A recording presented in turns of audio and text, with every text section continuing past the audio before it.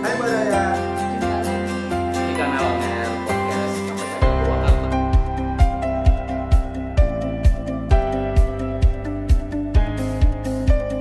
Assalamualaikum Baraya.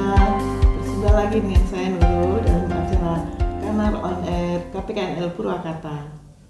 Baraya, kali ini kita kedatangan tamu istimewa. Beliau adalah Ibu Dwi Laili Latifah, Branch Operation and Manager dari Bank Syariah Indonesia Cabang Purwakarta.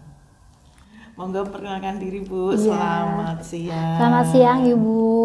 Gimana Bu, sehat kabarnya? Alhamdulillah sehat. Bu Nurul gimana, sehat? Alhamdulillah sehat Ibu, juga. ya, alhamdulillah.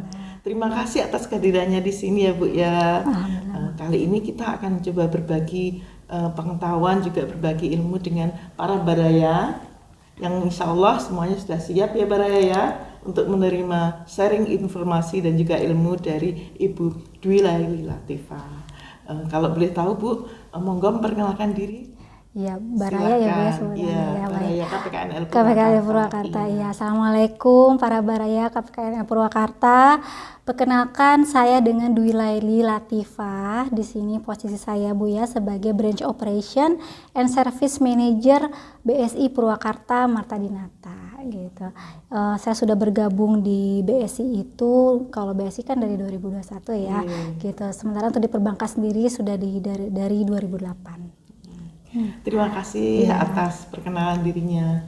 Baraya, kali ini kita akan membahas tentang service excellence. Nah, beliau ini sangat berpengalaman ya Baraya ya dalam hal service excellence. Karena beliau sudah lama ya Insya Allah. di BSM dan sebelumnya di BSM terus kemudian menjadi di BSI. Di BSI ya, betul, Iya. sekarang BSI. Kalau boleh tahu itu yang dimaksud service excellence itu seperti apa ya Bu ya?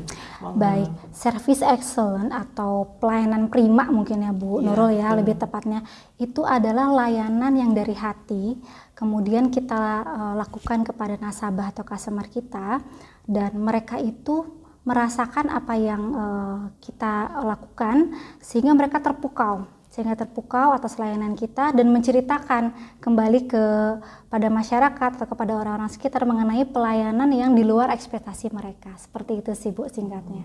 Berarti orang menjadi terkesan gitu ya. Betul, terkesan. Terus kemudian ini bagaimana sih ya langkah-langkah atau cara-cara supaya orang itu terkesan dengan layanan kita, terutama kalau di kami ini di KPKNL Purwakarta kan seperti yang diketahui bahwa setiap layanan itu pasti ada yang mengatakan ini baik, ini kurang baik. Nah, supaya bagaimana nasabah kalau di bank ya, kalau di kami itu stakeholder atau pengguna jasa merasa terlayani dengan baik.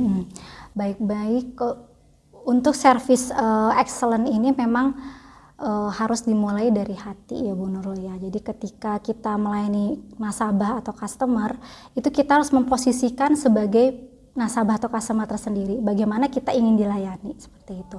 Jadi ketika kita datang, kemudian kita dilayani oleh petugas yang memang layanannya kurang baik gitu ya, kan tentunya kita akan merasa kecewa ya dengan layanan tersebut. Maka dari itu kita sebagai pelaku yang memang penyedia layanan, itu kita terlebih dahulu harus bertindak sebagai customer. Kita menjadikan bagaimana kalau kita sebagai customer diperlakukan seperti itu. Mungkin itu awalnya, memposisikan diri sebagai customer dulu gitu. Itu awalnya. Iya, betul. Nanti kesananya itu kita sudah tahu apa yang kita harus lakukan. Oh, gitu. Ya.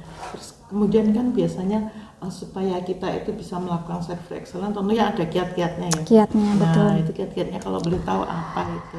Kiatnya kalau di kami ini biasanya kita ada role play Bu. Jadi role play itu memang melatih cara kita berbicara, cara kita misalnya menangkap suatu masalah, itu ada role playnya seminggu 1 kali tuh, biasanya tiap hari Rabu kita. Dan itu dilaporkan ya. Jadi bukan hanya laporan tapi memang itu kita kerjakan dan kita latih terus sehingga apa yang sudah dilatih itu akan menjadi budaya, akan jadi kebiasaan kita. Jadi walaupun di luar role play ya kita tetap akan bersikap dengan layanan yang baik ya. Jadi memang ada latihannya, harus dilatih.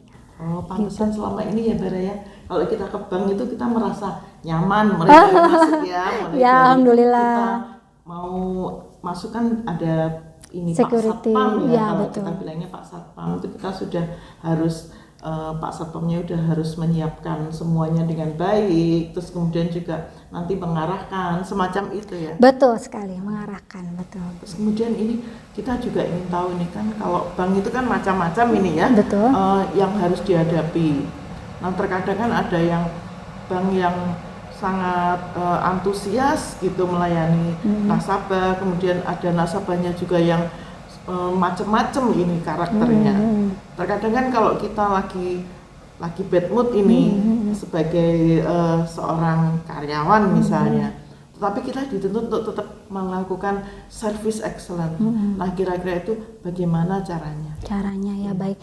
Jadi memang ya bisa dibilang untuk mengatur mood ini memang harus ada strateginya khusus ya Bu Nurul ya, terutama mungkin teman-teman kita yang di frontliner ya, yang misalnya dari nasabah satu ke nasabah yang lainnya kan beda ya. Mungkin yang nasabah satu lagi komplain, kemudian nasabah yang satu lagi dia menyampaikan apresiasi atau apa, itu kan tetap kita harus profesional, harus tersenyum. Cara kiatnya adalah memang kita ini dilatih ya Bu ya, dilatih untuk bisa mengendalikan diri ya.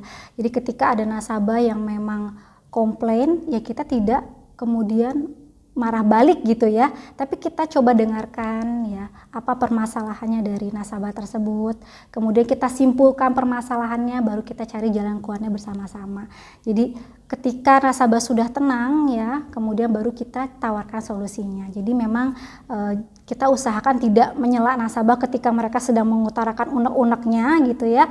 Namun kita dengarkan dulu, baru kita berikan solusi. Dengan begitu keadaan atau mood juga udah membaik lagi. Nah ketika sudah selesai permasalahannya, sudah keluar solusinya, baru kita bisa menerima nasabah yang baru dari awal lagi dengan antusiasme lagi, seperti itu. Iya, jadi memang itu perlu latihan Bu Nurul. Dengan adanya role play itu.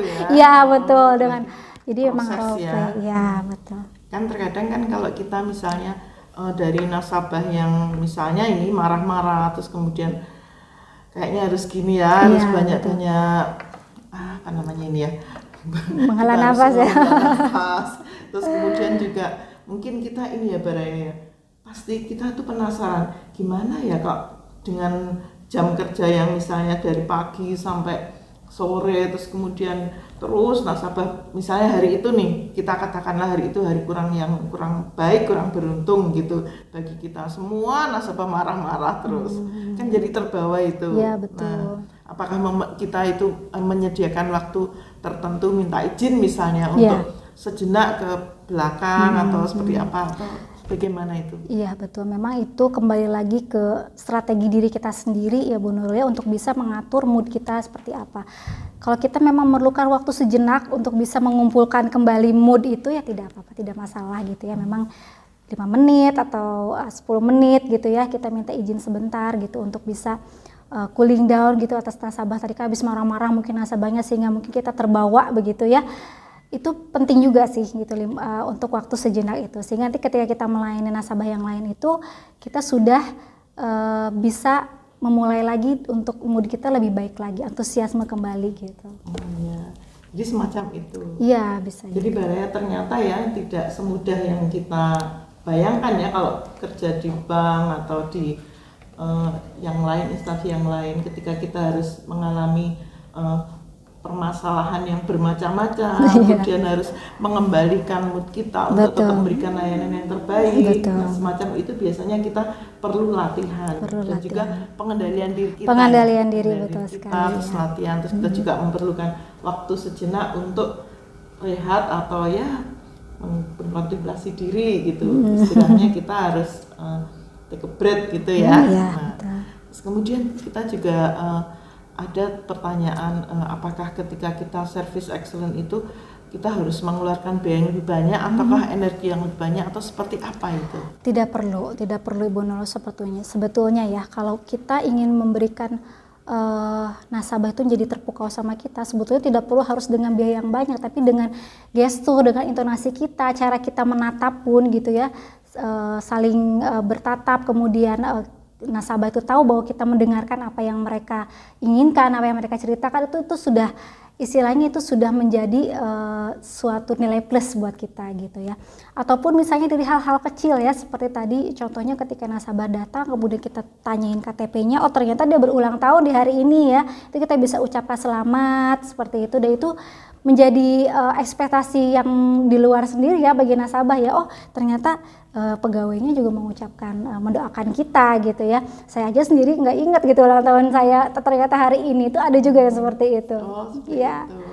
Jadi macam-macam ya. Macam-macam betul, dan nggak perlu harus mewah gitu, harus seperti apa, memberikan apa gitu ya. Namun memang dari hal kecil sudah bisa kita cari tahu detailnya seperti itu. Jadi melebihi dari kemauan yang nasabah gitu. Oh gitu. Jadi Mbak Raya, kalau yang dari percakapan kita tadi itu sepertinya yang terpenting itu adalah niat dari hati kita untuk memberikan pelayanan yang terbaik kepada stakeholder atau pengguna jasa kita. Nah, kalau yang di bank itu nasabah, kalau di kita itu pengguna jasa atau satker, seperti itu. Jadi yang terpenting itu adalah yang pertama itu dari hati. Dari hati, betul, pelayanan dari hati.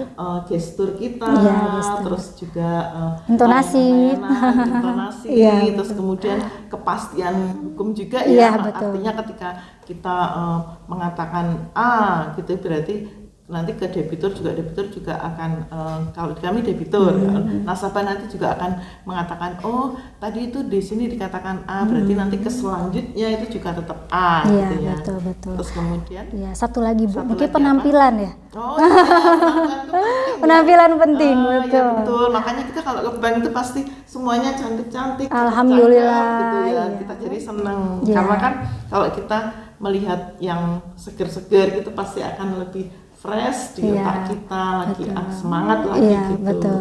Kalau penampilan selain dari penampilan dari karyawannya juga mulai mungkin penampilan dari tempatnya sendiri Bu. Gitu. Itu jadi misalnya back office-nya, banking hall-nya itu juga kita layani. Jadi penampilan tangible-nya juga harus diperhatikan juga selain dari penampilan diri kita sendiri. Supaya nasabah merasa nyaman.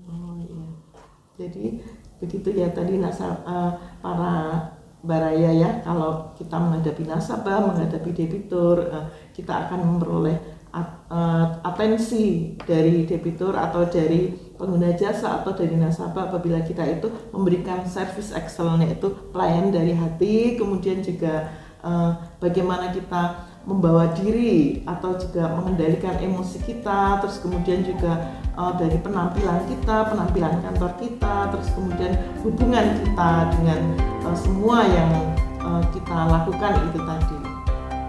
Kemudian Mbak Raya, terima kasih atas penjelasannya. Bu Nurul, terima kasih atas berbagi ilmunya Bu Dwi. Semoga sehat selalu. Terima kasih atas kehadirannya di sini. Insya Allah lain kali kalau berkenan monggo kita boleh nggih minta untuk hadir lagi di sini. Insya Allah siap. Matur nuwun. Iya sama-sama Ibu. Terima kasih Mbak Raya semua. Perhatiannya, mohon maaf.